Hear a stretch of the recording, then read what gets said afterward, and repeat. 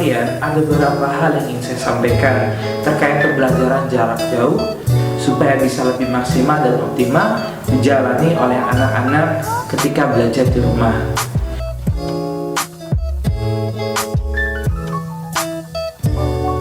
Assalamualaikum warahmatullahi wabarakatuh. Selamat datang ayah dan bunda juara sekalian. Hari ini kita akan sharing dan berbagi ilmu terkait pembelajaran jarak jauh.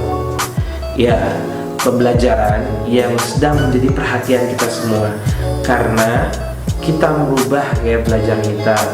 Biasanya kita bertemu dan tatap muka sama anak-anak di sekolah, namun untuk kali ini di pembelajaran jarak jauh ini kita belum bisa bertemu dan bertatap muka secara langsung dengan anak-anak.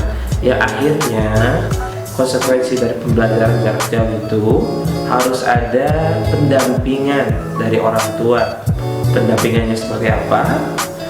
Justru pendampingan yang diberikan lebih daripada pendampingan belajar seperti biasanya, karena ayah dan bunda juara sekalian itu mendampingi anak-anak dari mulai bangun tidur sampai tidur lagi.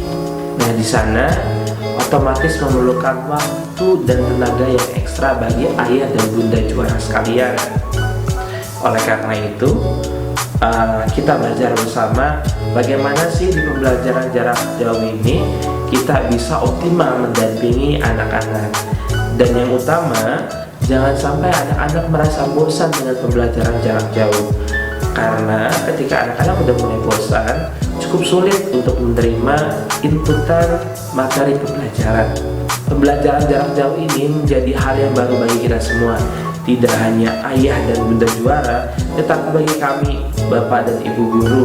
Sehingga kita saling menguatkan dan saling kerjasama dalam pembelajaran jarak jauh.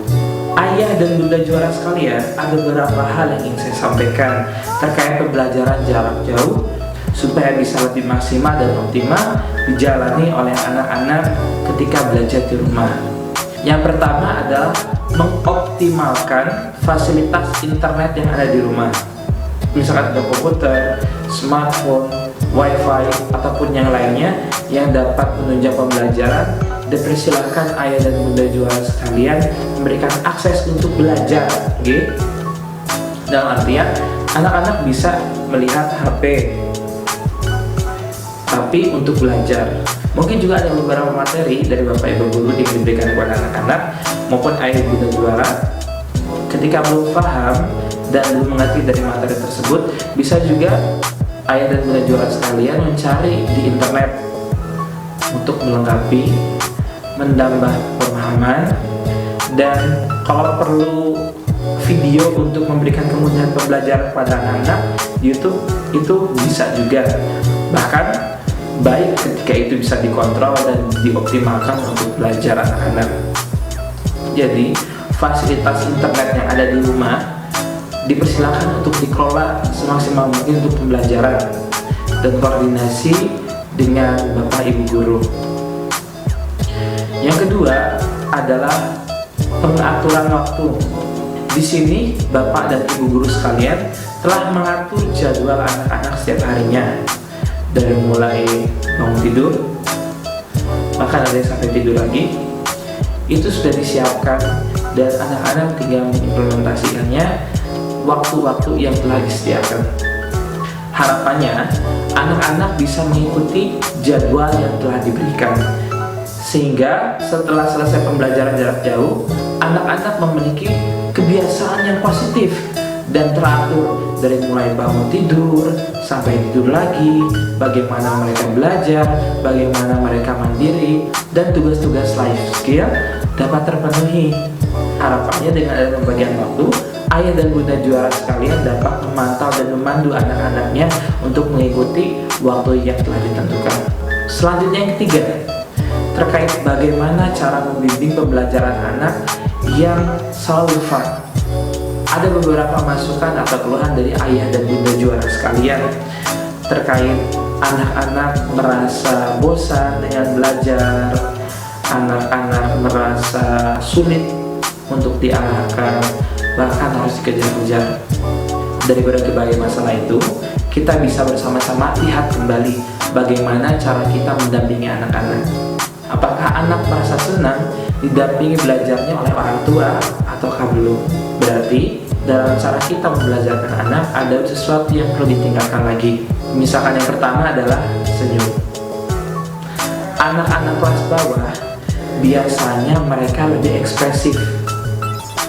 Jadi ayah dan bunda juara sekalian bisa menunjukkan ekspresinya. Misalkan ekspresinya bahagia, penasaran, dan takut. Jadi kita bisa memunculkan ekspresi kita ke anak-anak saat belajar. Coba memainkan nada suaranya. Misalkan ada yang ditekankan atau dipelankan sama ditinggikan. Jangan sampai nada suaranya monoton atau tinggi terus. Ketika anak mendengar, kok ayah dan bunda suaranya tinggi terus sih, aku ada salah kok. Bisa jadi anak-anak merasa tidak nyaman dengan nada suara kita. Coba sesekali disentuh anak-anaknya, misalkan di bagian punggung, bagian kepala, dan sambil disemangatin anaknya, ayo nak, masih bisa. Itu saja yang ingin saya sampaikan di video yang pertama. Jangan lupa untuk terus berkomunikasi dengan Bapak dan Ibu Guru. Insya Allah kita akan tetap membantu, mendampingi, dan membersamai ananda-ananda sekalian. Cukup sekian dari saya.